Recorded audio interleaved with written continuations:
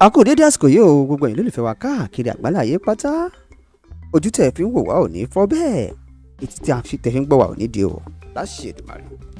tó lórí ìdìbò tó ń lọ lọ́wọ́ nílùú Àbújá nínú ẹgbẹ́ APC òun ni mo fẹ́ fún yín ní update lórí ẹ̀. ní báyìí àwọn tó jáde dupò ààrẹ nínú ẹgbẹ́ APC wọ́n ti kù méjì péré báyìí ó kù olóyè Bọ́lá Ahmed Tinubu àti Osibanjo. bẹ́ẹ̀ ẹgbẹ́ APC dẹ̀ ti gbà pé tó ní South West ń bí níbẹ̀ ni ààrẹ ti gbọ́dọ̀ jáde ìdí rèé tó fi kù àwọn méjì wọ̀nyí o. àwọn kan ti wò pé tó káwọn ò juwọ́lẹ̀ fún àwọn èèyàn kan àwọn kan tó fà á ní tó fi kù èèyàn méjì péré ṣùgbọ́n èèyàn méjì péré tó kù náà ni Osibanjo ìyẹn igbákejì ààrẹ wa àti olóyè Bọ́lá Ahmed Tinubu lénìí. ṣùgbọ́n kí n tó tẹ̀síwájú ẹ jẹ́ kí n ṣàfihàn fídíò kan fún yín kálàyé mi lè bá àyè yín dáadáa ẹ jẹ́ n ṣàfihàn fún yín. Distinguished, thank you so much for coming to our Chief Studio right here. Thank you so much. Thank you. What can you tell us? We understand that your party, the leaders have been asked to trim down the number from 5 to 2 or to 1. Has that agreement been reached? Well, they're still at the process. During congresses like this or conventions like this, decisions are taken even at the last minute. And when it's done the last minute, people accept that decision. So therefore, we are trying to trim down. All I know that we believe that the candidate the presidency should go to the south, and that's what I've been clamoring for over 2 years ago. And at least finally, we have agreed to that now, that the candidate is coming from the south, so that we can have a northern vice president and be able to win the election. I believe that in the next few hours, certainly, we will come to a conclusion. Even if we don't agree on one person, at least 2 or 3 candidates will go for vote.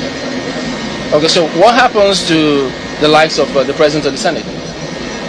Well, this is what the party agrees. In principles, when we had the president Buhari from the northern Nigeria, and he's serving 7 years, going for 8 years, I think naturally the power should shift to the south, and that's what I've been talking about for over 2 years. And I believe that's the way Nigerians will believe that APC is a party for all. It's not a sectional, it's not a regional party, it's party for all Nigerians. And that's why we said we have to do that.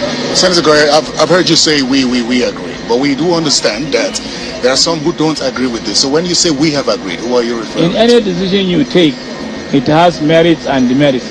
When the merits are more, then you say we. That is the majority. So the majority of Nigerians accept that let the leadership of the presidency of APC of Nigeria go to the south. And we all agreed with the majority of us. And even that's going to be vote, you find that vote will go more on Nigerians and let it go to the south. So is it the thinking of the group that amongst the candidates reduce it to either 2 or 1? Yeah. That's what the party wants. That's true. But as at the time you left, or the last information you had, what did it look like? Well, it looks like still at the 2 resolutions are not being fully resolved. And it's Sorry, apologies to button to who are the 2? We have the vice president, Yemi Osibanjo, and then Bọ́lá Ahmed Tinubu. So it comes down to the southwest. I think it comes down to the southwest. Just a second. Is this arrangement agreed to by the other 3 who were dropped? Because we understand that 22. Yeah, exactly. I think the party will not simply say they have dropped a candidate, because I'm aware that some few candidates, aspirants, have stepped down for Yemi Osibanjo. I'm aware of that. Who are those? For example, Ken Inamani and 2 others. Who are the 2 others? I don't have the names here now, but I know I was aware, or I've been informed that 3 of them have stepped down for him. And I think that will be announced later here.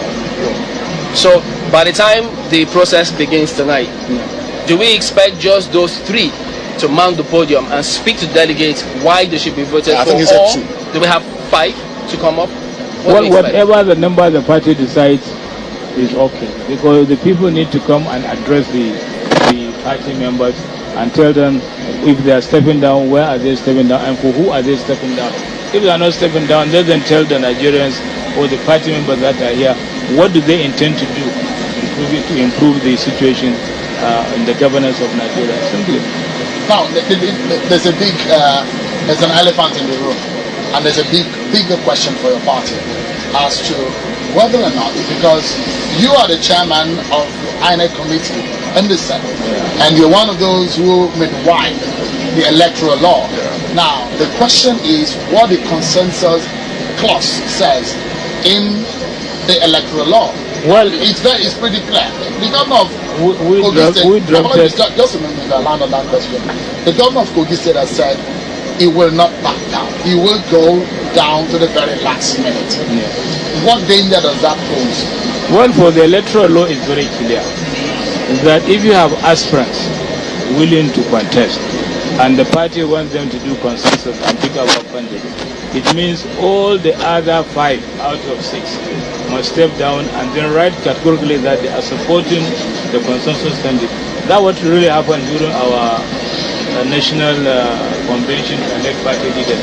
When all other aspirants of becoming party wrote a letter stepping down for applying at the last clear, they will follow the electoral act. So for this one too, they will follow the electoral act.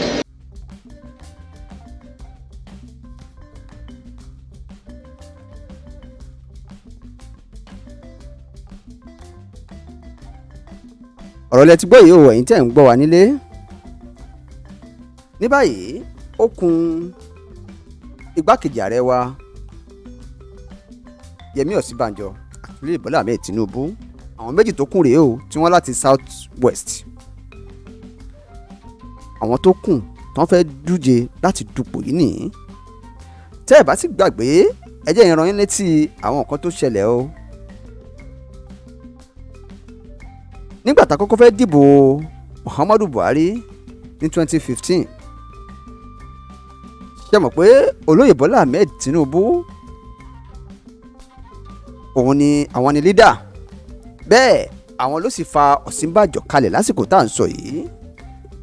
Lóòótọ́ wọ́n ní kó wá ṣe gbákejì, ṣùgbọ́n wọn ò lè fi mùsùlùmí àti mùsùlùmí ṣe ààrẹ àti gbákejì ẹ̀. Ìdí rèé tí olóyè Bola Ahmed Tinubu tán fi rò pé ta ni káwọn wá fàálẹ̀ báyìí tí ó sojú àwọn tí ó sẹ́yìn àwọn. Ibi tó ti kan Professor Yemi Osibanjo rèé o. Àwọn ló fa Professor Yemi Osibanjo sílẹ̀ pé tó ẹ jẹ́ ká lo Professor Yemi Osibanjo gẹ́gẹ́ bí igbákejì Muhammadu Buhari. Ṣùgbọ́n lénìí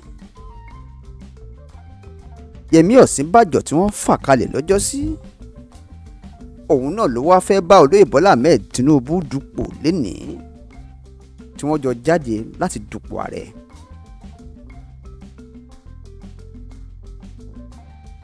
Àwọn àyè tó máa ti ń dùn èmi fún àwọn ọmọ Yorùbá rèé. Tá a bá lè jọ jókòó ká pera wa sínú yàrá pẹ̀tò olóyè ẹ wá o, kí ni ká ṣe o, ìkànkan náà ni wá o. ń gbọ́ Ọlọ́run ti ní kékeré yìí máa bọ̀ wá South West yìí, ẹ̀já gbà fúnra wa kẹ́nìkan ó ṣe é. Kò nídìí kásẹ̀ tó máa dìbò kankan mọ́, ẹ̀já gbà fúnra wa kákan announce. Ṣùgbọ́n àwọn ọmọ Yorùbá à ní ṣe bẹ́ẹ̀. Àwọn Haúsá àwọn a máa ṣe bẹ́ẹ̀, wọ́n a máa gbà fúnra wọn. Wọ́n á ní tó bá rí bẹ́ẹ̀ ẹ filẹ̀. Gbogbo alásáàrí ti Tambuwa yọwọ́, ó sì ní kí wọ́n filẹ̀ fún Àtíkù. Ó ní kí gbogbo àwọn èèyàn ń pátá kan dìbò f'Àtíkù l'Àtíkù lè bá wọlé torí kí wọ́n jẹ́lédè kan náà. Ṣùgbọ́n nílẹ̀ Yorùbá kì í sábà rí bẹ́ẹ̀ o. Ṣẹ̀rí ohun tó ń ṣẹlẹ̀ báyìí. Ẹni tí olóyè Bola Ahmed Tinubu tó fawọ́ ẹ̀ sókè tó ní òun ní kẹjẹ́ ká lò lánàá, òun ni wọ́n fẹ́ jọ ojúde dupò lénìí. Àwọn kan ti ń sẹ́ẹ̀dì mẹ́sẹ̀jì sí mi o, wọ́n ní bọ́rọ̀ òṣèlú sí rí nù. Mi ò jiyàn, mọ̀ pé bó ṣèlú sí rí nù.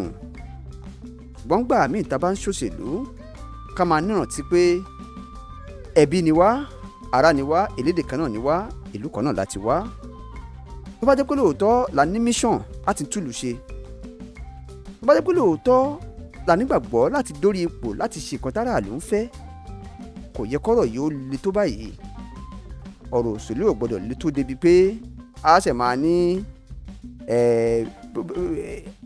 àfẹ̀mí.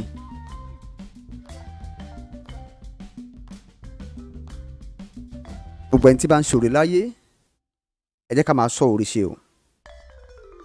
ṣùgbọ́n ìkan tèmi mọ̀ ni pé olóore kan ò ní kú sípò kà. tẹ́ ẹ bá gbàgbé ẹ rí i pé olóyè Bọ́lá Ahmed Tinubu kò sọ̀rọ̀ látijọ́ yìí o. kò sẹ́ni tó mọ̀ pé olóyè Bọ́lá Ahmed Tinubu ò jẹ́ inú ìjọba yìí tó fi fẹ́ parí. ṣùgbọ́n nígbà tí wọ́n sọ̀rọ̀ síta lẹ́nu ọjọ́ mélòó kan yìí tí wọ́n ní àwọn ò gba mínísítà o, àwọn ò gba fúra o, àwọn ò gba nǹkan kan bẹ́ẹ̀ o, kò sí ohun táwọn gbà ń bẹ́ẹ̀ o tọ́jú mọ́jọ fífẹ́ pè yìí. ó yẹ kálàyé yẹn ti yí ọ̀pọ̀lọpọ̀ wa. ṣùgbọ́n lójú gbogbo wa àwa rò pé tó wọ́n ń pín ní pé tó ẹ mú mínísítà mélòó kan wá láti Èkó. gbogbo wa là ń sọ pé Bọ́lá Ahmed Tinubu òun ló ń fà wọ́n lẹ̀ àti ò rí bẹ́ẹ̀. Ọlọ́run bá láàánú ọmọ àsọgbọ àwọn bó bá ṣe ń lọ á máa jẹ́ kẹrì gbọ́. wọ́n tó bá ń gbọ́ wa fúngbà àkọ́kọ́ má gbàgbé láti subscribe kẹ́ sì share gbogbo àwọn fídíò wọ̀nyí. ó dìgbà.